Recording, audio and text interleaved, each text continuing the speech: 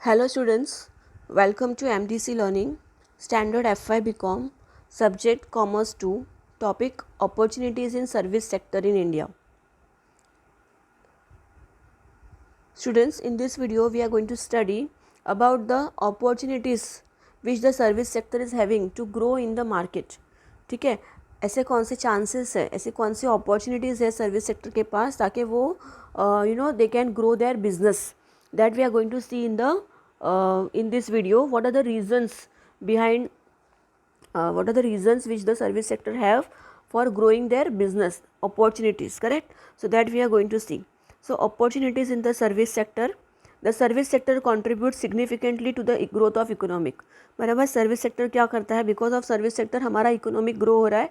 Because आज के date में बहुत सारे सर्विस सेक्टर्स हैं जो they are rapidly growing, like banking है, इंश्योरेंस है ना, हॉस्पिटल्स है and so on. It provides employment, generates foreign exchange and contributes to the GDP of a nation. है ना, सर्विस सेक्टर की वजह से क्या होता है? एक तो लोगों को एम्प्लॉयमेंट फैसिलिटीज़ मिलती है, पीपल आर गेटिंग वर्क. दूसरा, फॉरेन एक्सचेंज जनरेट होता है, correct. And third one is it contributes to the gross domestic product of a nation. In India and in several countries, the service sector offers great opportunities which are due to the following reasons. ठीक है, तो देखो कौन से reasons है. First one is liberalization of the Indian economic. है ना, तो देखो लिबरलाइजेशन ऑफ इंडियन इकोनॉमिक मतलब इन 1991 गवर्नमेंट ने क्या किया? गवर्नमेंट ने इंडियन इकोनॉमी को लिबराइज़ किया मतलब जो भी पब्लिक सेक्टर्स थे वो अभी वहाँ पे प्राइवेट सेक्टर्स भी एंटर हो सकते थे. है ना, प्राइवेट सेक्टर्स को भी अपॉर्चुनिटी दी कि आप लोग भी आओ और you can do the business in the market. ठीक है, तो since 1991 the government of India has liberalized the Indian economic during the service including service sector. The service sector is open up to the private sector. देखो service sector अभी private sectors के लिए भी open था, है ना. Private companies भी service sectors में काम कर सकती थी. For example the banking, insurance, telecommunication, airlines etcetera have been privatized. है ना, देखो पहले टेलीकॉम की अगर मैं बात करूँ तो पहले गवर्नमेंट था, BSNL, है ना, BSNL था, MTNL था, ये गवर्नमेंट कंपनीज है. लेकिन अगर आज हम देखेंगे तो एयरटेल भारती है, वोडाफोन है, जियो का, रिलायंस का है, तो ये सारे प्राइवेट सेक्टर्स है, correct. This factors were monopoly of public sector. Due to privatization there is a good competition between the private sector and public sector. है ना, पब्लिक सेक्टर मतलब गवर्नमेंट सेक्टर. तो पब्लिक सेक्टर तो थे लेकिन अभी private sector भी आ गए बिकॉज गवर्नमेंट ने इंडियन इकोनॉमी को लिबराइज कर दिया. गवर्नमेंट ने अपॉर्चुनिटी दिया लोगों को कि तुम लोग अभी सर्विस सेक्टर में you can enter into the service sector, correct. The competition has improved efficiency of the firm. Therefore, liberalization of Indian economic has opened up opportunities to private parties in service sector. है ना, तो बहुत सारे private companies आए और उन्होंने service sector में काम करना शुरू कर दिया. तो that was the first opportunity which was given to the private sectors to enter into the organized service sectors. Then growth in the service sector. The growth in the service sector provides good opportunities to the existing firms and to those who want to enter into the service sectors. India is the second fast emerging country in service growth behind China.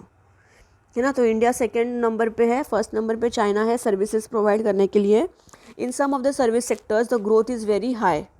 बहुत सारे हमारे यहाँ पे service sectors है जहाँ पे growth is very high. जैसे अगर हम टेलीकम्युनिकेशन की बात करें, बैंकिंग है, इंश्योरेंस है.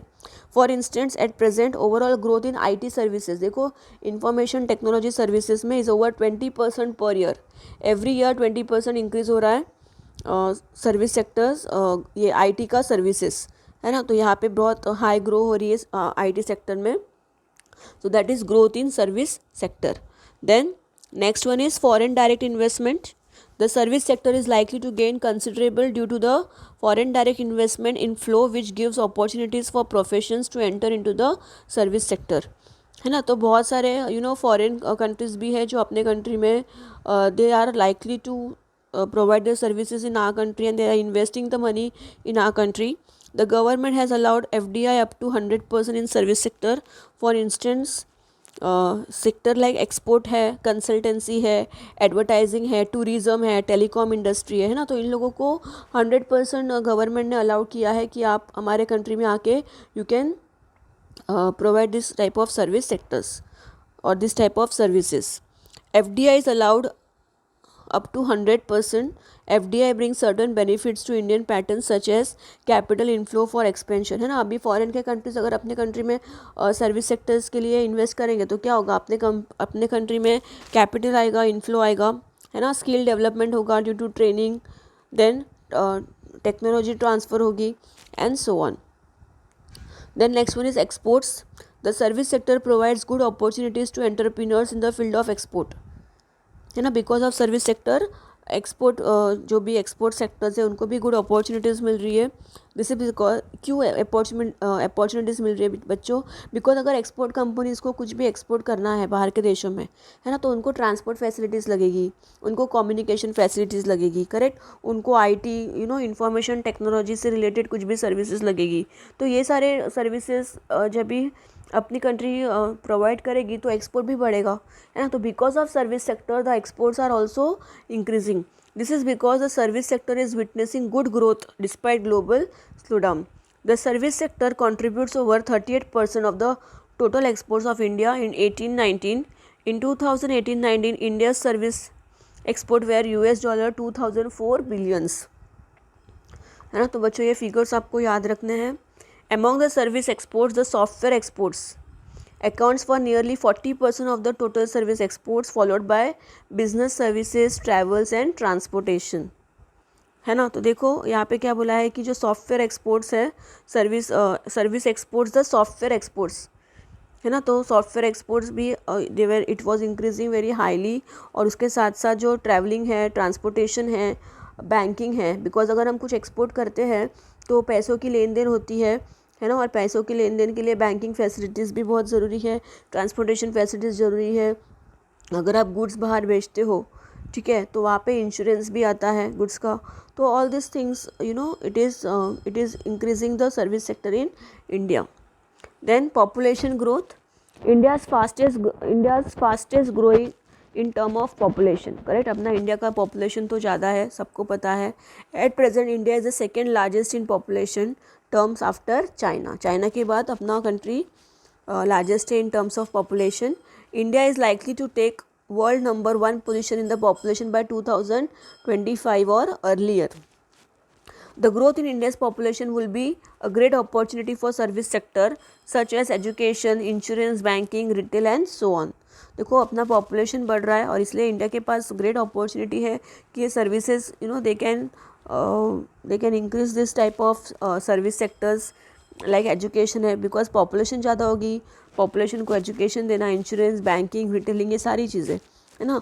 Then for instance as on 2018 only 35% of India's population is covered by health insurance policy insurance, which means that it is a huge potential for insurance sector, है ना. 2018 तक क्या है कि 35% ऑफ इंडिया पॉपुलेशन जो है उनके पास ही सिर्फ हेल्थ इंश्योरेंस था या फिर लाइफ इंश्योरेंस था. तो अभी भी जो बाकी का जो 65% है उनका हेल्थ इंश्योरेंस और लाइफ इंश्योरेंस अभी भी निकला नहीं है. तो ये सर्विस सेक्टर्स के पास बहुत ही they are having the opportunities to cover this people those who are not covered, especially because of the increase in life expectancy, increase in growing middle class and increasing working population, है ना. दूसरी बात, इन लोग के पास the service sectors are having opportunity because the life expectancy ratio is also increasing, है ना. मिडिल क्लास जो पीपल है वो भी इंक्रीज़ हो रहे हैं. और पॉपुलेशन जो working population is also increase, correct.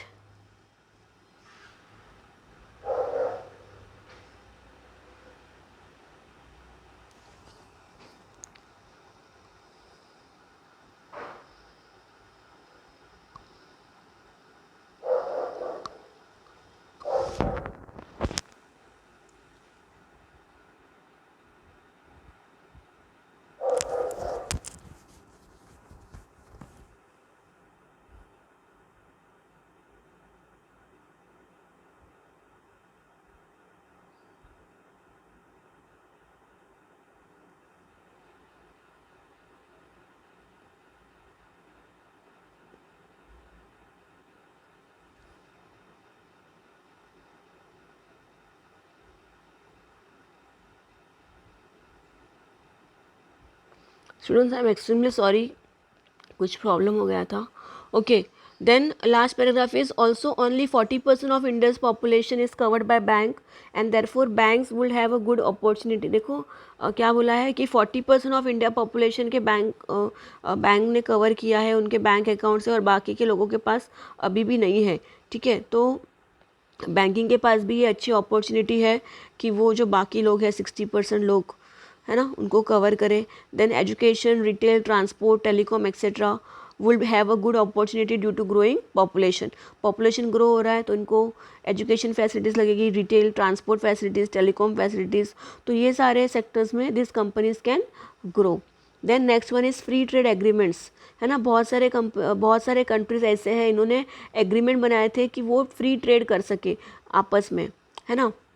तो the Indian Asian Free Trade Agreement in service has opened a lot of business opportunities and projects, especially in the construction for India's business firm. Construction of bridges, canals, roads, water treatment plants, construction of building will provide a good opportunity for Indian farmers in 10 Asian member nations, Malaysia, Philippines, Indonesia, Thailand, Singapore, Brunei, Laos, Cambodia, Vietnam and Myanmar. Indian entrepreneurs in the telecom, consultancy, accounting, health, etc. will also get opportunity once the free trade agreement is finalized in the future. देखो क्या बोला है बच्चों यहाँ पे कि बहुत सारे कंट्रीज है, जैसे यहाँ पे कंट्रीज़ के नाम दिए हैं मलेशिया, फिलीपींस, इंडोनेशिया वगैरह. इन्होंने फ्री ट्रेड एग्रीमेंट किया था, ठीक है, ताकि ये आपस में ट्रेड कर सके, करेक्ट. और because of this the construction of जो ब्रिजेस है, कैनल्स है, रोड्स है, वाटर ट्रीटमेंट्स है, ये सारी चीज़ें they will provide a good opportunity for the Indian farmers, correct, to do the business.